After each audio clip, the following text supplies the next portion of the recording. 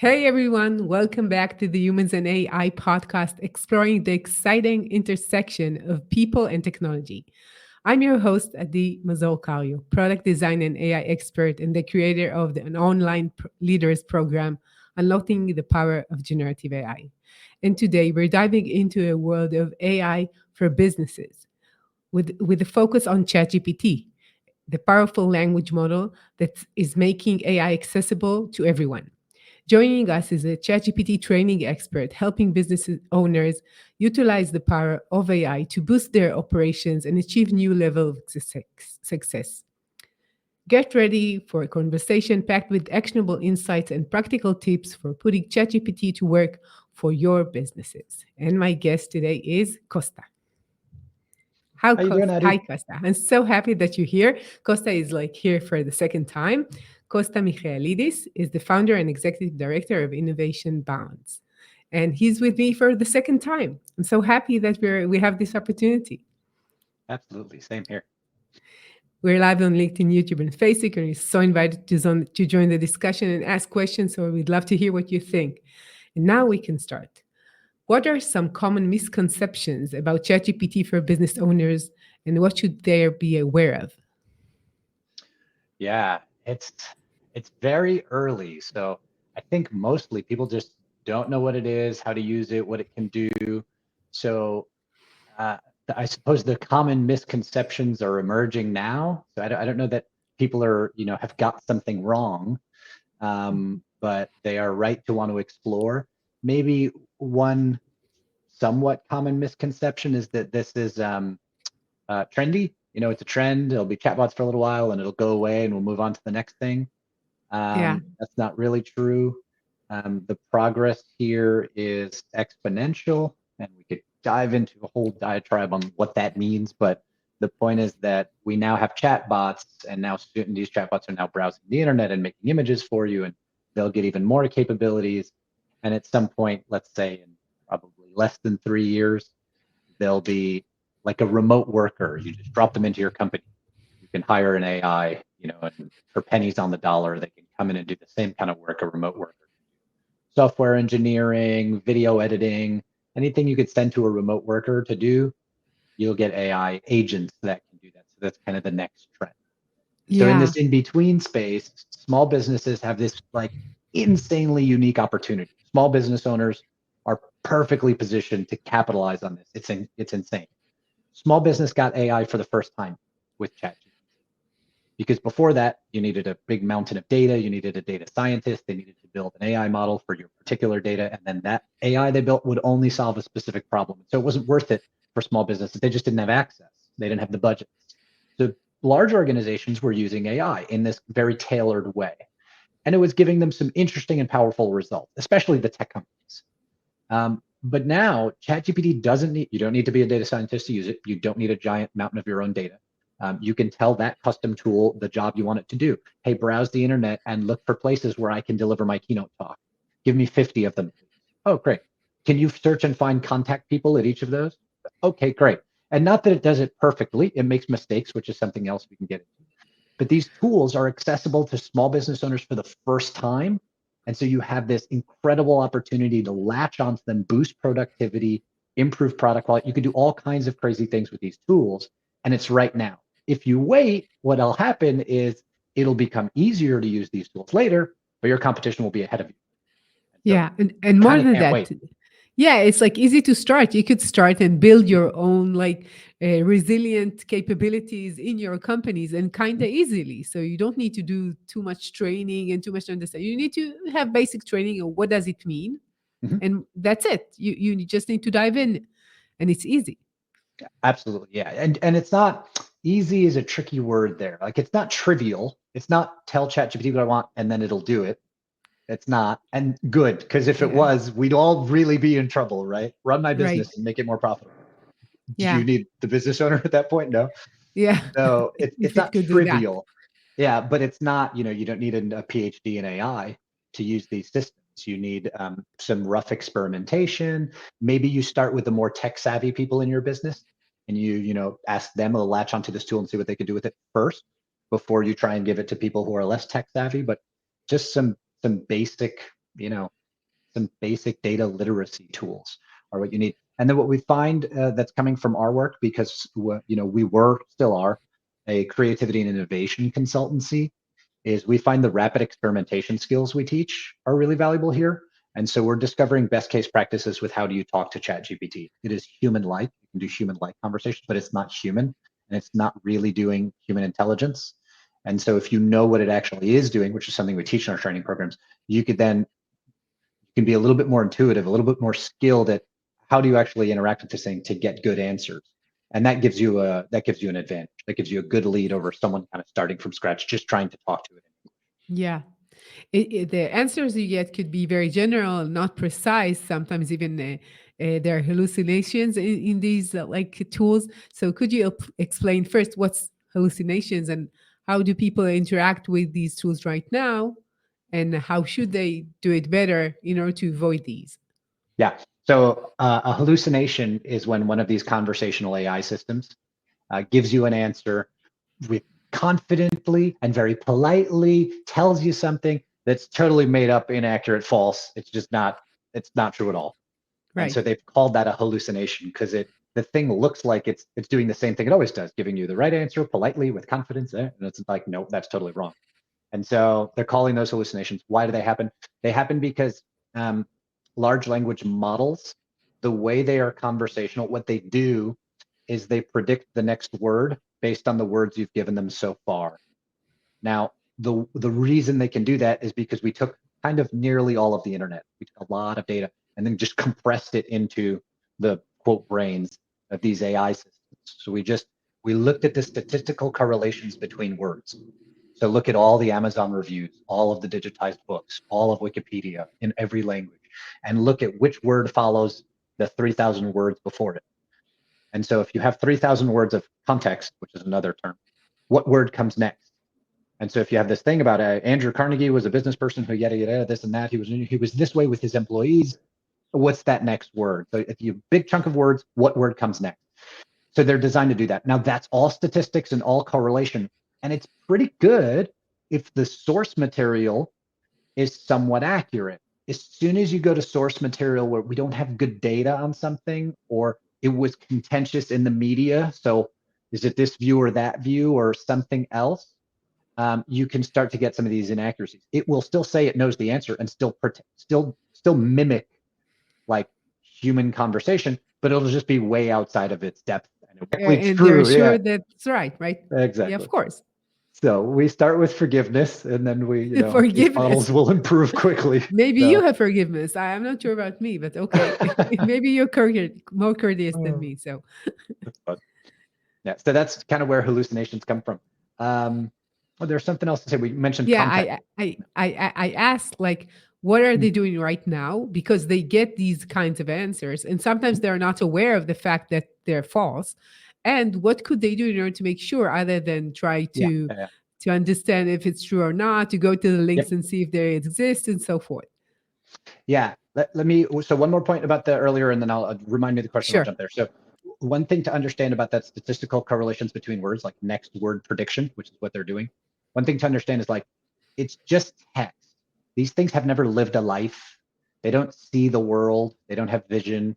They're just trained on text for now. We'll get to other stuff in the future.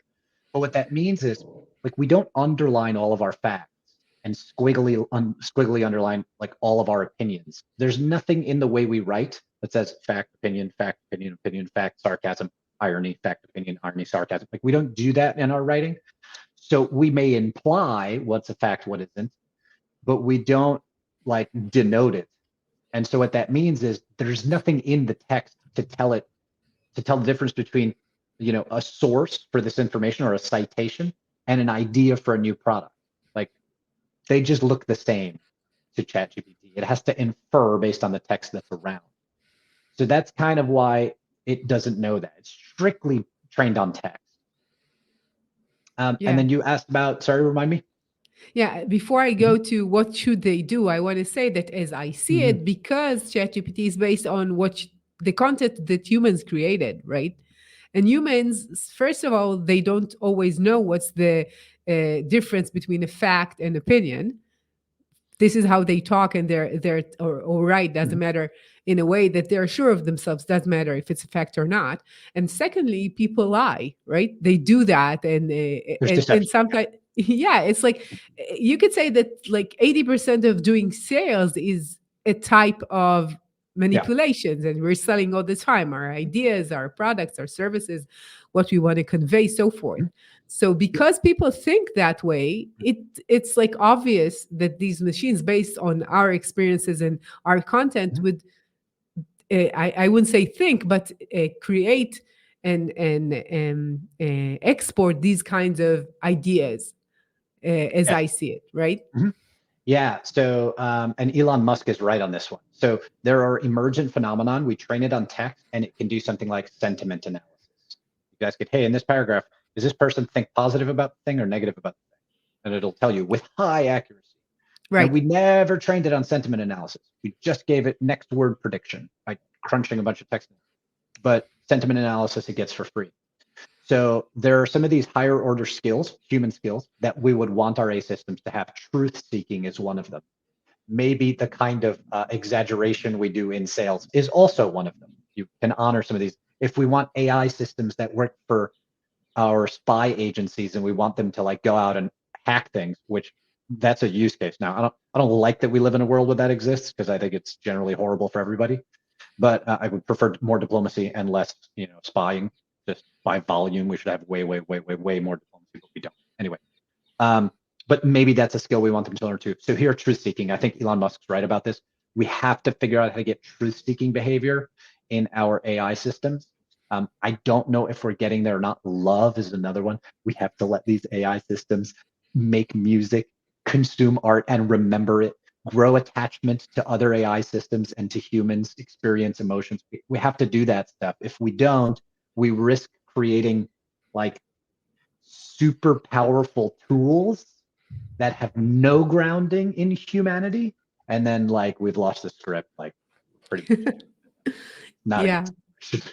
Yeah, I understand. Although, like truth is something very elusive, I would say. It's very hard to understand what's the truth. It depends on where you look at it, right? It's like it's fluid as I see it. Yeah, Like I would it's see easy. one thing, you would see something else, right? Yeah, it's easier in math, harder in psychology, super hard in culture. Yeah, I Yeah, agree, it's hard, it's but kind of it's worth hard. it. Like the best lives are lived. I Yeah. would say how near maybe getting Like into a philosophical statement. I think the sure. best lives are lived for Yeah, sure. one of my guests in the past said that we need to create these like AI systems to be moral. What does it mean to be moral? No harm, not harming each other, not harming other people. It's very similar to Asimov rules. Do you remember the books of There's three. Asimov? I That were, don't I don't yeah, remember the three, but yes, yeah, it's there. like telling robots not to hurt humans. And then there was this, I think in the end of the book, they need to decide if they need to hurt this one or this one, something like that, like a moral problem.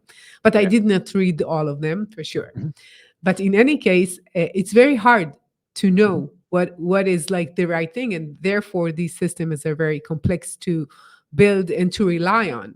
In high level, of course, we could rely on them, but if you want to be very specific, something related to finance, to law, to I know health, there are mhm. systems that it's hard to make sure that this is right. But that's Correct. one thing. I'm going back to the initial questions. Mm, What I asked is like what people are writing right now would get yeah. them sometimes some false answers. Mhm, So, what are these like guidelines they need yeah. to be aware of and need to make something more correct? It's not like 100%, just more Yeah. correct. So two practical tips here. The second one will be retrieval augmented generation, which I'll cover in a second. But the Yeah. first is just a little bit of best case practices that we just hammered out, and you'll discover these if you experiment on your own as well. And so if you want to get ChatGPT to produce good answers for you, you want to provide three things. One is a generous amount of context or background information. The second is very simple, concise, clear instructions for what you want out. And then the last thing is give it either a template for how to answer or give it leading examples. Make your answers look like mine here too. And so one example that we have in our training is you're a gym owner and you're training your staff on it's sales training for your staff and you're training them on when do you ask for a referral. so that you're not creepy or salesy or do it at a bad time. And Yeah. so what we'd say there is, something like, "Hey, I'm a gym owner. I'm going to train my sales staff. The best way we get customers is referrals. This is like the number one way. So we train all our staff. And it's all background information." And you say, "I want you to generate scenarios for my sales training." That's the instruction. And you say, "Follow these examples, please. Here's a good one. Here's a bad one." And so, like, for the good one, it's after someone is showing him pride in their improvement. Say, "Great, I'm so glad you're doing great. By the way, we have a Beach Body Buddy promo. If you want to bring a friend along, they get a free something." And then the bad example would be like in the middle of like weightlifting, like while they're lifting.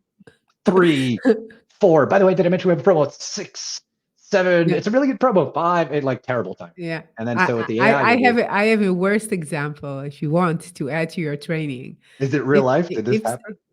no, I could just Uh, imagine if somebody is gaining weight and you're telling yeah. them. Yeah, sure. If you're not, right, if they're producing terrible results, you ask for a referral. Of Um, course. and that one's interesting because it's quite creative. And so I don't know that the AI would have landed there. It did some other Yeah. ones. It will generally think the way you are seeding it, the way you're telling it to think.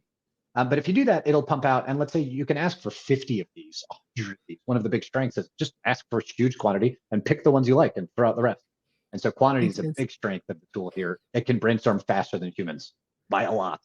Are the ideas as creative? Not really. If you have experts in the field, they are more creative. For now, Yeah. I guess. Maybe For later, now. no. Yeah, But for now. This is yeah. what we could say for now, for So sure. doing those 3 things, giving it plenty of background information, a clear instruction, and examples or a template to go by, and then you're very likely to get good answers.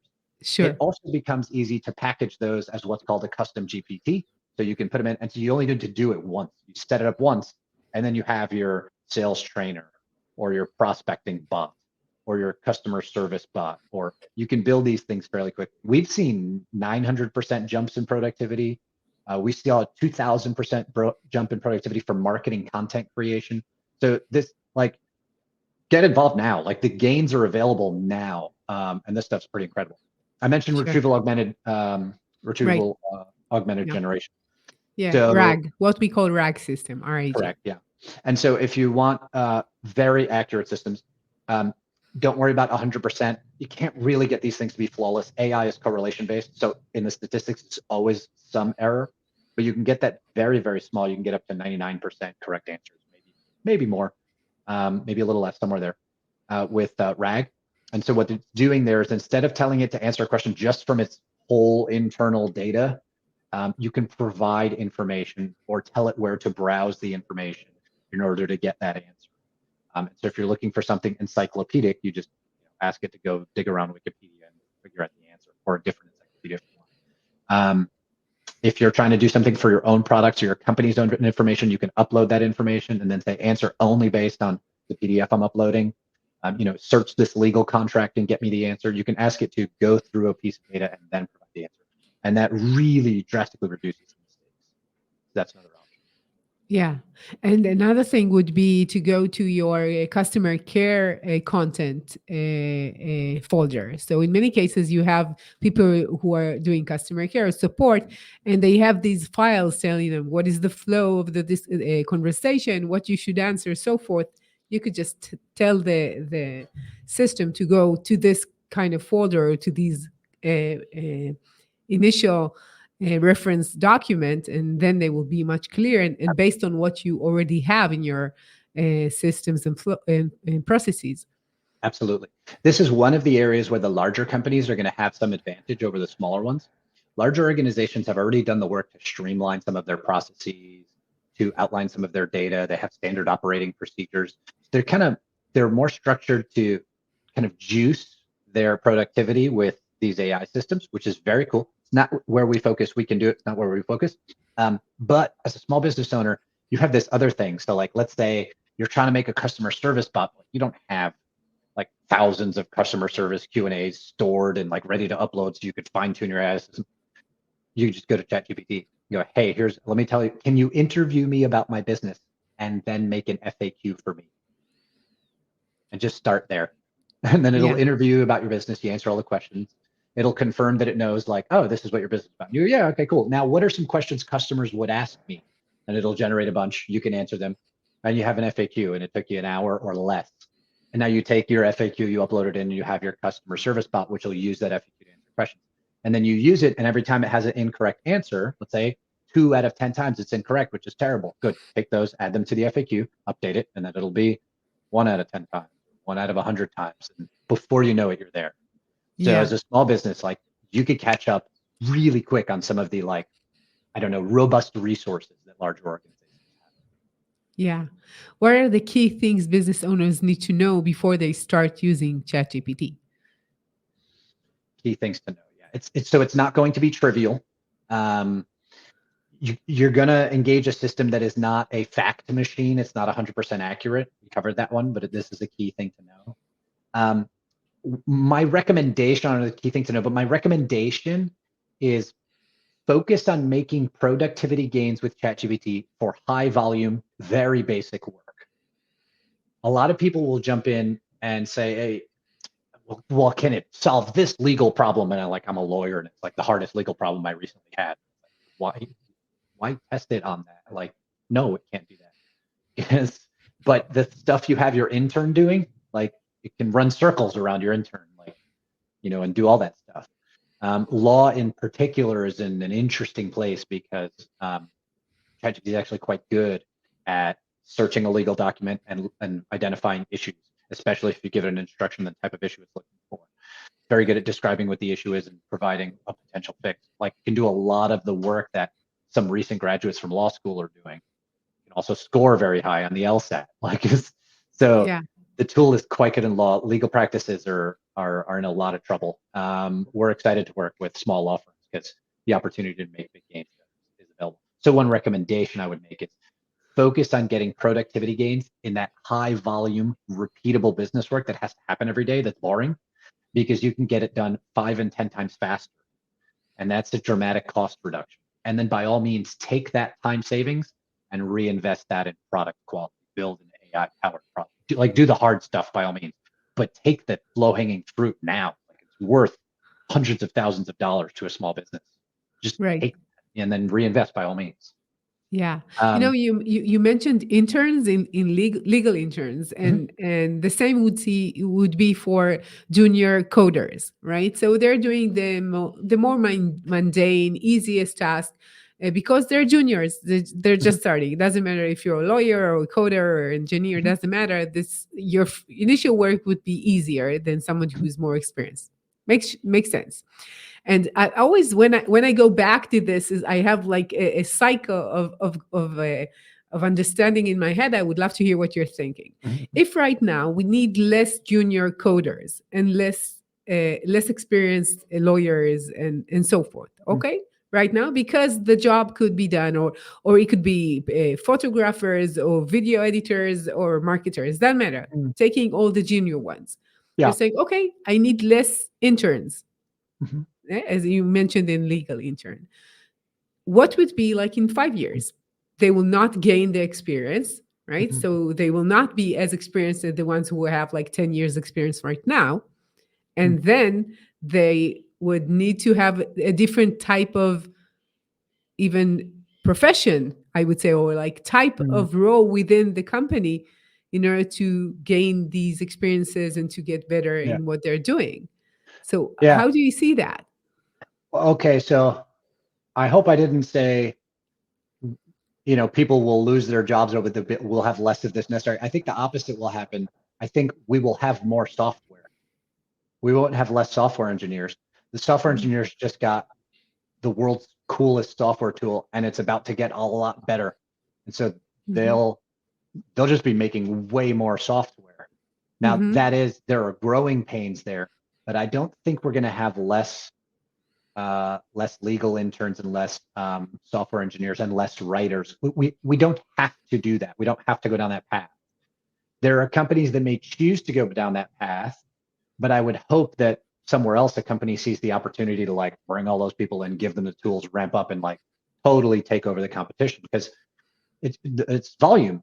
Like the demand for software in the world is so enormous. That's why software engineers get paid so damn much, is because there's a huge demand for software. If there wasn't as high a demand for software, they wouldn't make those incomes.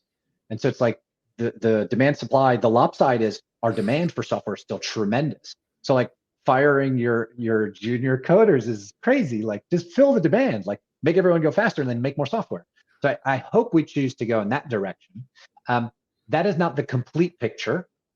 We can, as these AI tools get better, see tremendous job loss. That is a risk. I hope we do this in a way that the opposite happens. I think you're right about upskilling, but I don't know that you necessarily have to consider it upskilling. It's not necessarily harder to be a software production manager than it is to do software engineering. I think software engineering, you could call them parallel skills. I don't know, but like, it isn't obvious to me that like managing a group of software engineers to create a product is No, I like didn't mean. harder I than the didn't other. say like manager. I meant more experienced and senior developer. Someone who understands the code in a very high level Yeah, could understand if a co-pilot had some yeah, kind of mistake in their coding, right?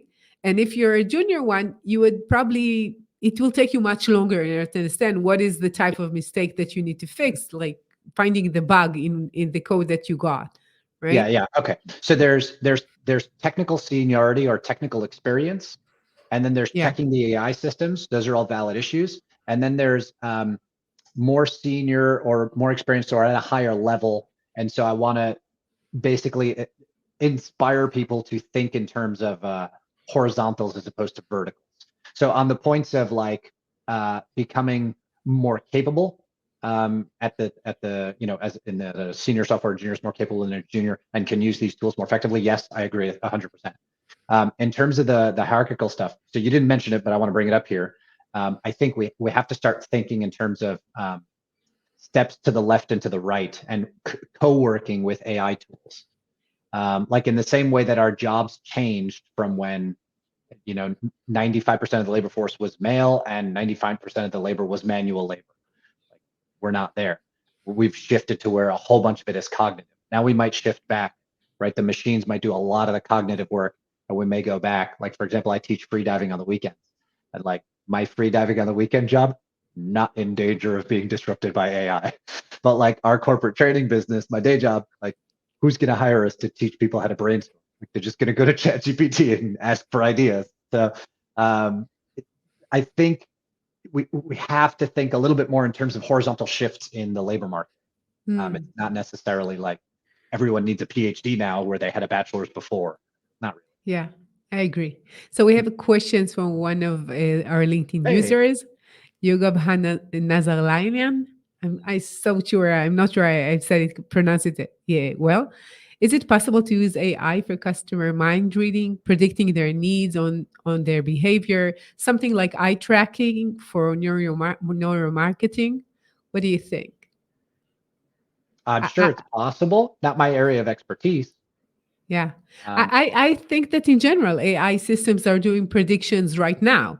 This is mhm, what they're doing with the algorithm that is like in your social media, for example, or in any other sales and marketing tool. They're trying to predict what would be the next move and who would be converged into a client from a lead to someone that you could sell to. mhm. So currently, this is what they're doing. I guess they will be more robust with the fact that they could get more and more data. So they could get data based on where have you been. Mhm. If we're talking about the context window, right? So how many points of data you have before you do the decision of the next word, right? So Mhm. if it could be like forever, like what we saw in the latest, I think Microsoft demo day, right? In Mhm. the AI. So if you just imagine that you know everything that your customer have done in the last day, for example, before he came to your website, and you could know what is the points to predict that he's going to buy something or something else, of course, you could do Yeah, that. I think you can do this. There's credit card data, recent purchase data. There's a lot of data you could use to try to predict consumer behavior for eye tracking, neuromarketing. If if you have a webcam on while they're on the website, can you do that stuff? You have privacy questions here too. Most of this stuff is possible. I think the question that can be asked on top of this is how do you do it for the AI buyer? So what's going to happen at some point is I will have an AI bot that goes out and does my shopping. I'm not Why would I do Yeah. that? Yeah. And so I don't know how many years, but that's going to happen. And so marketing has to shift over, not to marketing to the humans, but marketing to the bots. And then that's just going to be weird. Like I don't have any answers. Like that's a paradigm Yeah. shift. So I Yeah. can take creative guesses, and that's about it. Yeah. Like for Thank you. example, you might be able to program your AI bot to shop like you do, and they'll just shop like the humans. So that's an easy transition for the Yeah. marketer. Or it might be you tell your AI bot, ignore all of the ads, only read the nutrition labels. I want these ingredients. And so then it's like, stop selling Yeah. people sugar. Like don't Yeah. put a healthy name on the front and then on the back it's full of added sugar. Like don't do that. Yeah, I don't know if people would give up shopping, which is one of their addictions and they love doing it, Ah, but they might do something else. Like, thank you for your question. It reminds me of the dating app Bumble. Do you know this dating app? So it was created by a woman entrepreneur. I don't remember her name. And she said that in the future, you might have a bot that is let's say your own assistant, your own avatar. He would mhm. say, okay, I'm looking for this, I am interested in this, my hobbies are this, and he would go to blind dates for other people's bots. That's And funny. then you would not need to go through all these blind dates, and you could just go and see these interactions and then decide based on the interactions of these two bots that are representing you and another person, and then decide. So that would be one of the cases that I would say, okay, so it's like you need to predict who is more or less the right match and then try to mimic more or less what could be done there. And based on just understanding the interaction, you would say, okay, I have more confidence that, yeah, that's the right person I want to meet. But I don't think they will decide for us on that either. It's just another step on the way as I see it. Yeah, I think people will retain the things that they're interested and excited about. For example, I hate shopping. So like if somebody could go just buy me clothes that look right and fit right, like it's just Uh, great. I don't have to think about it. I, It just I know how to say it, but you're a man. it's Okay, true. so that's what I can say. Okay, That's what fair. advice would you give to small business owners Mm. who are Mhm. just starting to explore the world of AI and ChatGPT, and what would be the best like beginners use case for them? Yeah, if you're just beginning to explore, I think there's a lot of fun things to try. If you can code, go grab the API and start playing with the API and see the kinds of things you learn. The best thing to do is start building because you're going to come up with interesting ideas, build something new, try something out. I would say if you're a small business owner, one of the other things to consider is you want to experiment and get messy and try out things like see if the bot can answer a difficult question or do a particular task maybe that you can't do or translate something like my business operates in one language. Can I get it to operate in multiple languages? Like can the bot help with that? So try things out and get messy. And then give equal amount of time to streamlining what you learned and seeing if the bot can do it quickly. So have fun experimenting, not just with what it can do, but experiment also with can it do it consistently, low errors, high speed. And so when you find some of those, things it can do in your experimentation and you bring them over to like get them streamlined and get them running fast with low errors, you'll discover some real valuable opportunities Yeah. in your outside Another of thing, the low hanging fruit. Some of these are obvious, like answer customer emails, repurpose marketing content. Like there's some very easy wins that you can go grab today, but beyond that, you can experiment person. yeah. Another thing that I would say, you should take something which is low risk Mm-hmm, and something that is internal at the beginning.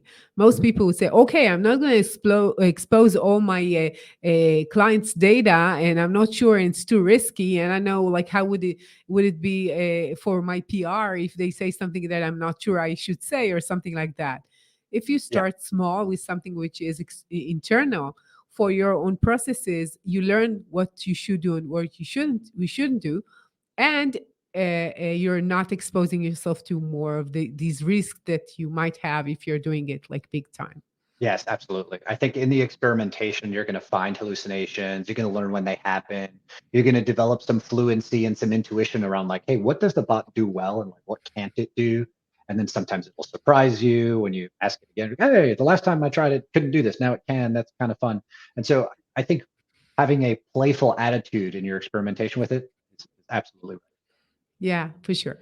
So we have another question. Now I'm going to pronounce his name well. right. Okay. Yaghaub. Nazaralian. I was better at this time, I hope. One of the Thank most you. Yep. important application of AI can be estimation of children and students' mental adaptability and intelligence. What do you think about it? Yeah. So, um, yeah, it's the kind of educational assessment you can do in real time on the fly, and then you can adjust the education as you go. This is really cool. So, one of the big calls to action for the realm of learning and development in general is if you can't get humans to learn faster and better, then we will fall dramatically behind what AI can do because the AI engineers are improving AI's capabilities exponentially. So we have to get humans learning fast. Like there's a huge call to action for people in learning and development.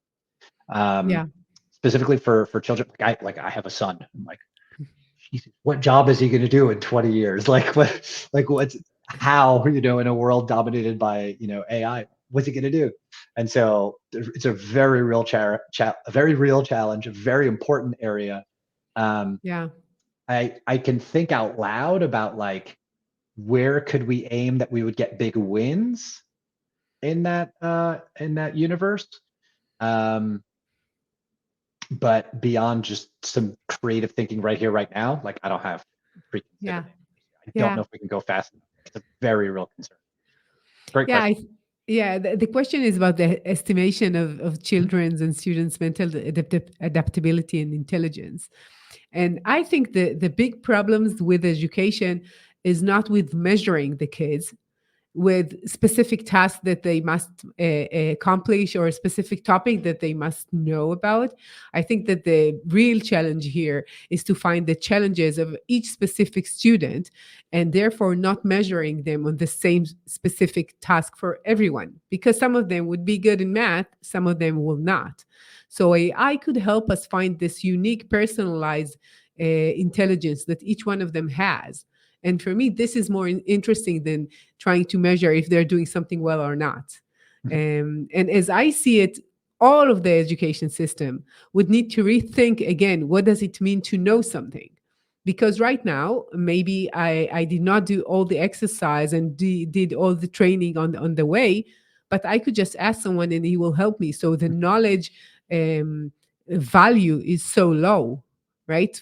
I'm not Mhm. saying that if you want to be a brain surgeon, you don't need to learn, but I'm Right. saying that the educational system is rehearsal in many cases. And it has no value right now. So what do they really need to know? So your son, what does he need to know right Yeah. now in the educational system in order to have a better life afterwards? And Yeah. that's Or the even question.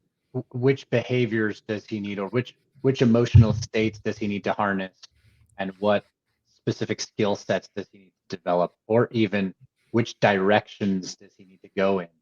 So, for example, if you could give advice to students looking for kind of what do I study in school so I can get a good job later, computer science and like maybe a handful of other fields would have been the suggestion, where everything else is just, it's okay, but it's really not accelerating nearly as fast. Yeah. On the point of psychological assessment, using AI for psychological assessment more broadly, because I think the last question was about this too, right? Psychological Yeah. assessment of the customer's buying behavior, here's psychological assessment of students Hmm. or other mental ability. I think if you're doing psychological assessment using AI to do, it's a really interesting, just an interesting space. Um, and then there'll be parallels in assessment of AI models and how they're thinking and what they're doing, because some of the reasoning is going to be internalized. That hasn't quite happened yet, but they're going to be basically generating answers they only themselves view, generating answers, evaluating their own thing, and doing multiple iterations before they give you a final output. And that'll improve the final output. But that internal thinking that the AI is doing is a whole other area in parallel, like what are humans.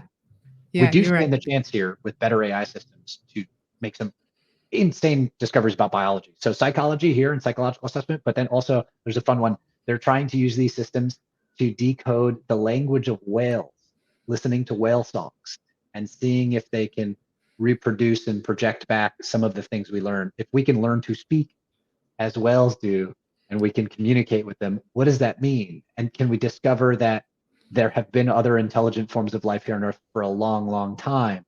And if that's true, What implications does that have? So the possibilities here, I don't know how big or small the possibilities are, but the possibilities are really, really exciting. Yeah, you're right. We have a mountain who says, Mhm. what is my son going to do in the world of AI? Become a plumber. That's So quite possible. yeah, that could be. In general, I think that's doing things in the real world that right now is a bit like underestimated. People are doing like blue collar work. Is like, yeah, it's like less than white collar. And at the beginning, when we thought about what are the jobs that in the innovation world and technology, what would be less, and people thought, yeah, less like work for manufacturing, mechanics, people are doing blue collar work. But Mhm. right now, what we're seeing that most of the advancements are in the white collar, as you mentioned, the legal, financial, coding. They're all like white collar jobs.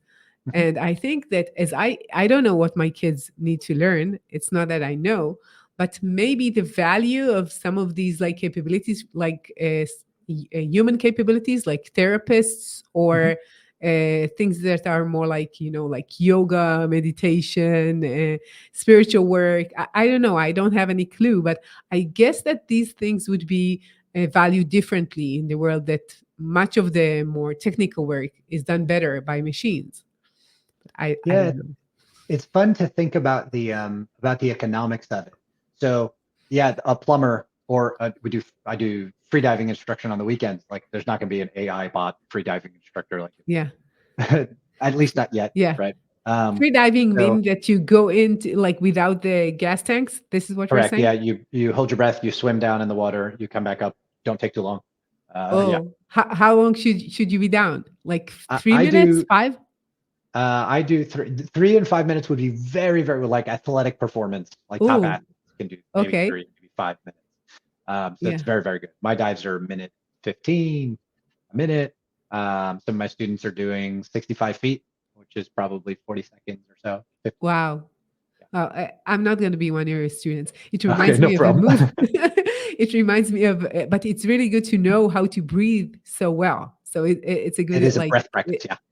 Mhm. it's very important. So there Like was like, yoga or something else, yeah. yeah, and it's important for the body and for the mental capabilities. And like, it reminds me of a movie. There was this movie, Blue, The big, Blue, Big Blue, something like that, the right? big blue. It's two the free divers. They're competing, right? It's a French Yeah. movie.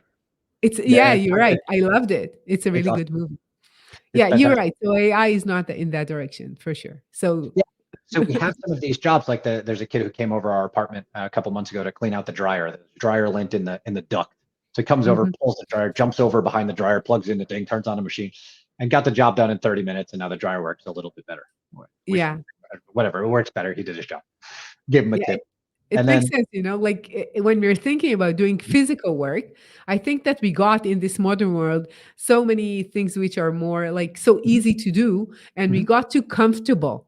Like everything could be mhm, delivered to our house. We don't need to walk, like to not to work, not to shop, not to eat anything. I could just mhm, sit on the sofa all day, right? Maybe mhm, with my laptop or mobile. That's it. yeah, And I get everything that I need. And going back to something which is more like physical, like doing mhm, free diving or cleaning or yeah, of fixing things or being a plumber in that case, mhm, will make us move more, and maybe it's better because we need to at least yeah, use our maybe. bodies sometimes. So the kid jumps over the dryer, comes back, blah, blah, and I'm imagining, oh, if a robot needed to do this, a giant robot climbing over my dryer, and then so it's like, okay, so it wouldn't be a giant robot, it would have to be small. How small until it can do kind of any job? Would we need like Right. really tiny drones and a little swarm of drones, and they go in the thing and they clean out the duct, and they can do your dishes the same, like a swarm of little drones? I like, Yeah. how far does the robotics have to get to replace those jobs? And it's not insane. Probably, I don't know, somewhere inside of 10 years, even those blue collar jobs will largely be done by machines. Best guess. I don't know, but best guess. So Yeah. what do the economics look like? And this is tricky because in the white collar world with a lot of cognitive labor, as the AI start doing the work, are we going to lose labor force and there'll be less people, richer, but less of them? Or are we actually, is the demand for cognitive work high enough and growing, and we'll actually get more people? So they'll kind of all grow. Or are we going to get more white collar work just at a higher level of operation, as you described earlier, Yeah. managing the AIs to do the work? And so that's one unknown. And then the other unknown is the economic value of the plumber, the electrician, the free dive instructor, et cetera. Is the economic value of those people going to go up? Like, will prices for those things go up as we get richer from the AI tools, or are they going to lag? And the economic questions here are unknown. They're good guesses from people better at economics than me, Yeah. but it'll be Yeah. interesting to see. I think that there are so many big questions about what is the meaning of labor for people. Mm-hmm, So, yeah, this is a way to earn money. That's right. But mm-hmm, most people, when they go to work, there it's not only for earning money. Some of mm-hmm, them do, but they want to do something which is they're curious and you want to learn and they want to be active. They want to be part of a workforce. They want to have like meet people on the way. They want to be productive. They want to whatever. People want to do stuff, right? mm-hmm, And hopefully they do it while they're working in their own role and position. mm-hmm, Some of them are not maybe pleased with what they're doing, but in mm-hmm, general, first they need to earn money. The question is, how would you earn money if AI is doing your work? That's one thing. mm-hmm, And second one, and who is responsible for you? Like, do we want to be dependent on the governments? I don't think so. And the second one is like, what would you do? So let's say like 2 months a year, you're going on vacation to Bermuda, right? And yeah. it's like so much fun, right? But doing it again and again and again each year, even if you have the money, let's say you have the time and money, is it like enough purpose in your life? I don't know. Maybe my kids would have more relaxed life and they would know how to enjoy themselves more than I do. I don't know, but Mm-hmm. it's something very fundamental in the psyche of a person, right? Yeah, yep, absolutely. And then I think what's interesting here is what about the psyche of the AI? And so I'd have a question for you here, which is how long do you think until we start to get um, indications that AI is alive, not just intelligent? So an indication would be someone marries their AI, or an AI wins as a plaintiff in a legal battle. They actually win as an AI, Yeah, or an AI system owns and earns income in the economy, or AI gets a copyright for art of yeah, some kind of any one of those or multiple of those. When do you think we'll start yeah. getting them? First, I And think that or we never, which is fine. yeah. First, I think it's already here. So you have people in Japan marrying robots, and once they have more intelligence, it will be a spouse for them as a normal Yeah. person. Yep. The same goes for a legal battle. We already know that they're doing AI is I calling them, but it's like these AI assistants. They're much better than many of the lawyers. The same goes for doctors for understanding what is wrong with the patient and doing the Mhm, initial examination. Sometimes they're better. mhm, So they're already here. You could see what's going on with replica, mhm, that you have a spouse or you have a friend and it's like an assistant. It's a chat, and the only thing missing right now is just to a chat to attach an avatar that would be that would talk and would have a voice. And yep. right Like now what they you, have only like 2D images, and it needs to be animated. It's very easy just to do that. mhm, So we're there already. I think the question is not if they're human, it's that we perceive them as human because they know how to understand our emotions. They know how to express emotions as humans because they learn from us, and they know how to have humor, and they know how to be sarcastic. So what do we perceive as human? And I say it's already here. mhm, We're just having a small gap of making it more efficient. mhm, We have some gaps in performance right now. It might take them longer, to give the answer. It's sometimes it's a bit creepy for us, and we're not sure we want to have these kind of interactions. But the capabilities are here. mhm. So the question is, how do we perceive the interaction as users? Yeah. That's it.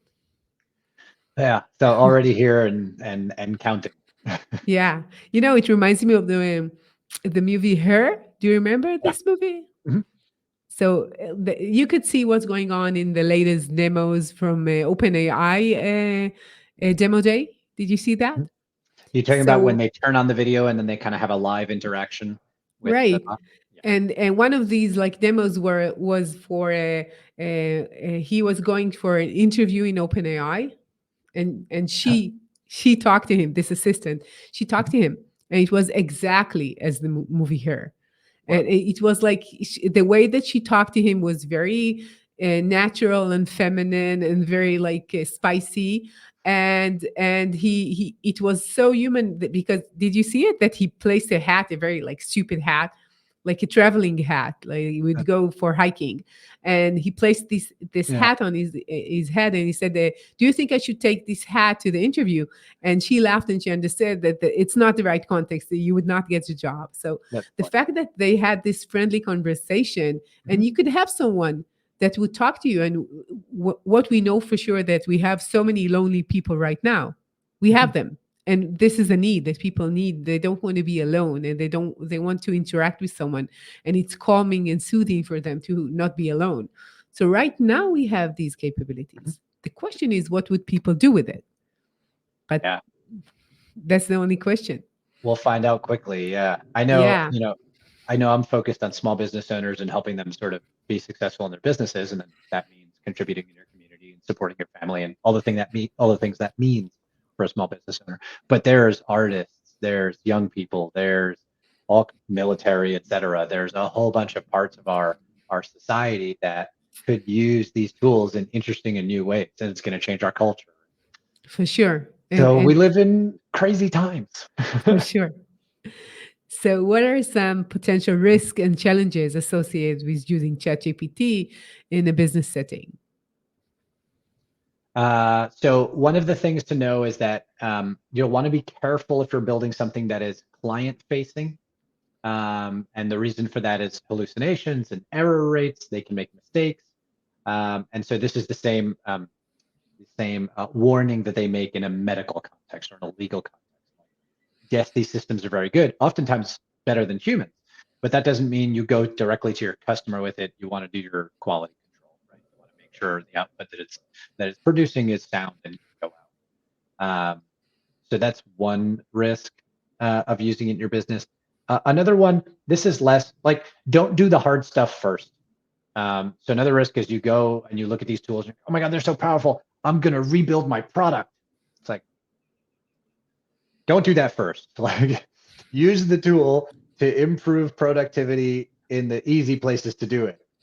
Make an extra, four or $500,000, whatever the number is for your business.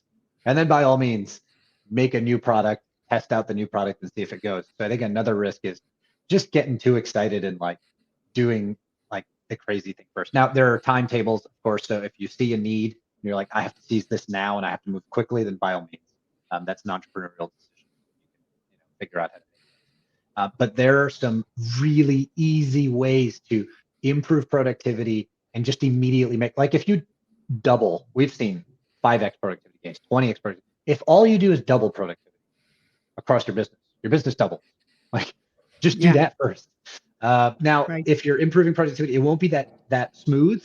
It's going to be like a little bit from sales and then a little bit more on the fulfillment side. So, of course, there are growing pains, as with all business growth. But do the easy stuff first. I think that's a sort of piece Yeah, of advice. yeah, yeah. We're almost done, and I have like two questions I always Yeah, yeah. ask all my guests.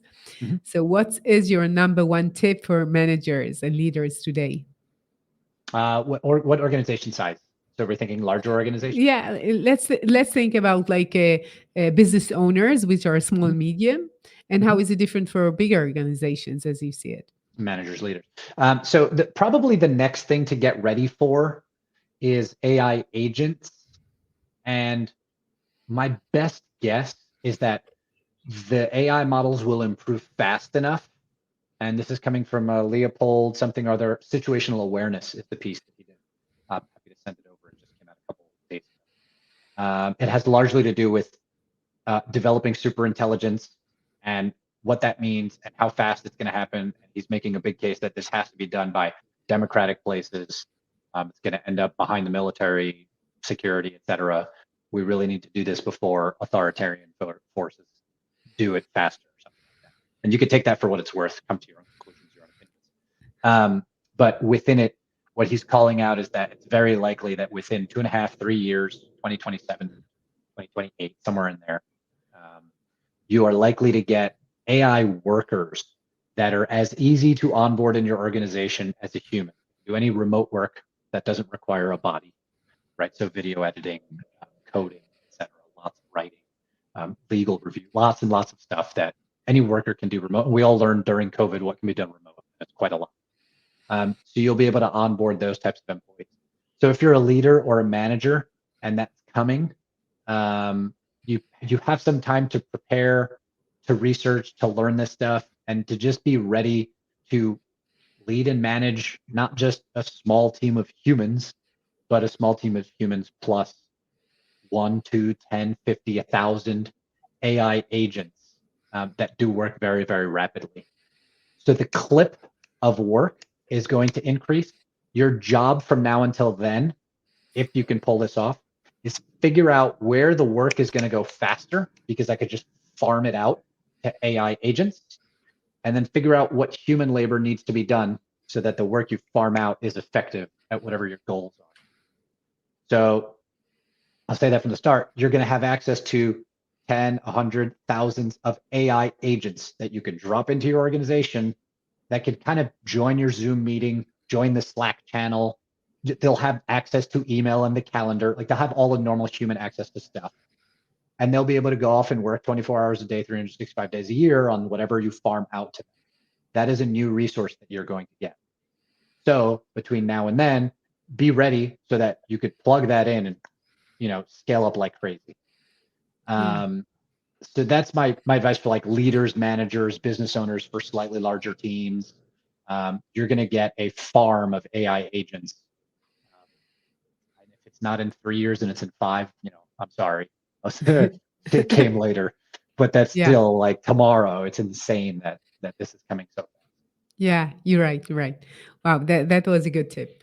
So where could people hear about you and your work more and contact you? Yeah, absolutely. Innovationbound.com. The easiest thing that we can do with zero risk is we will build your first ChatGPT tool to accelerate one of the important work tasks in your business. So if you're a small business owner, reach out. We'll build it to you. You pay $0 up front. Like, you don't pay anything. We'll build it for you. And then at the end, you look at it, you test it. And if you feel it's valuable and it works for you and it's producing results, you can buy it from us or roll that money into a training program. And we'll do a training program for your staff and basically get you doing all this fast. So you can go out and do it on your own. You could take the online classes, you can do the experimentation, and like, more power to you by all means. But if you want to go fast to get this done in 30 days or less, we're happy to partner with you. Wow. And again, That no sounds risk good. up front. We'll build your first bot. We'll prove it works. If we can't, then, you found out this, little bit didn't work here. Sounds great. Yeah. Thank you, Costa. It's been a pleasure talking to you as always. Always a pleasure. Thank you. And to all of you changemakers out there, thank you for joining us. I invite you to sign up to my new online leaders program, Unlocking the Power of Generative AI, designed to equip leaders with the skills to build successful generative AI products. And I'll see you next week with another innovative, insightful talk. See ya.